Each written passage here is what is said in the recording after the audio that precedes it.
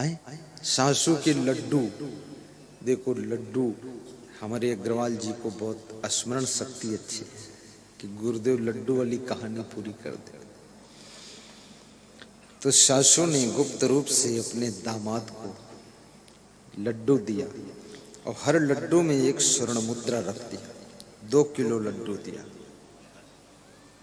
गरीब दामाद था। दामाद जब लड्डू लेकर चला तो रास्ते में दामाद अपनी सासू को कोस रहा था कि इतने 2 किलो लड्डू दिया, इससे क्या फायदा है। लड्डू भले आधा किलो दे देती, 10-20 हजार रुपये दे देती, ठीक रहता, गरीबी मदद हो जाती। वो लड्डू लेकर गया और मार्केट पहुंचा। एक हलवाई की दुकान पर उसने लड्डू बेच दिया।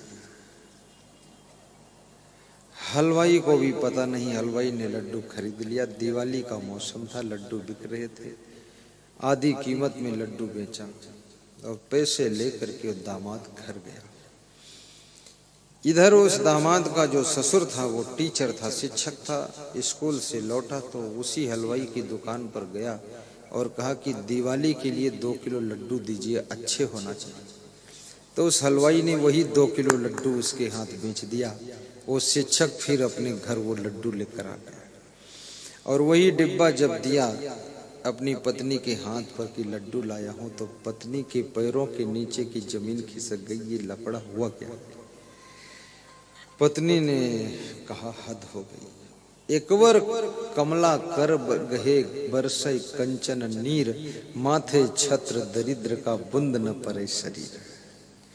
एक तरफ लक्ष्मी हाथों से आशीर्वाद दे रही है, कंचन बरसा रही है, धन बरसा रही है, लेकिन माथे छत्र दरिद्र का तो बुंद न परे शरीर। एक तरफ तो सासू जी लड्डुओं में स्वर्ण मुद्रा रख कर दे रही हैं और दूसरी तरफ उसके माथे छत्र दरिद्र का है, हलवाई की दुकान पर बेच देता है।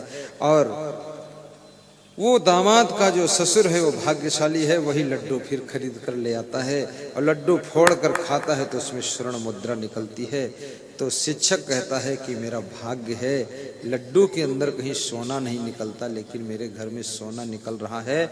और मैं लड्डू कैसा लाया, अद्भुत। लो वाइफ तुम भी खा लो एक लड्डू। वाइफ मुस्कुराती है, सोचती है पकड़ी ना जाऊं, यही बहुत बड़ी बात है। वो भी लड्डू खाती है। जो लोग बहुत ज्यादा होशियार होते हैं ना, उनको पकड़ना बहुत कठिन है। वो साथ में लड्डू खाती है और कहती हुआ फिर बोलती है आप तो बहुत अच्छे लड्डू लाए, इससे तो गरीबी मिट जाएगी। तो सभी लड्डू फोड़ कर देख लेते हैं। फोड़ कर देखा, सबके स्वर्ण मुद्रा निकाल कर फिर रख लिया। बोला कि चलो किस्मत थी, स्वर्ण मुद्रा निकली है इसमें। ये नहीं बताया कि मैंने ही ये खेल रचा था। कभी कभी कुछ ऐसी बातों को छिपाना भी पड़ जाता है। याद रखना, उन बातों को छिपाइए जिससे बहुत बड़ी अशांति पैदा होने वाली है।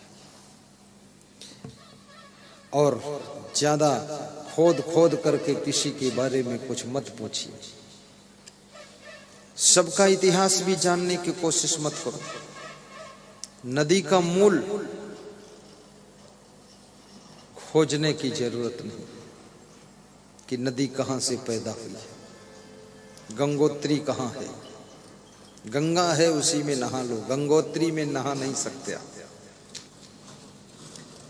संसारी की इतिहास को खोजने की जरूरत नहीं है कहां क्या हुआ। इतिहास तो केवल महान पुरुषों का देखना चाहिए और सभी का इतिहास ढूंढना भी नहीं चाहिए कि इसके पहले ये क्या करते थे, उस लफड़े में मत जाइए। आज अच्छे हैं, बस उनको धन्यवाद दीजिए, उनके साथ प्रेम कीजिए।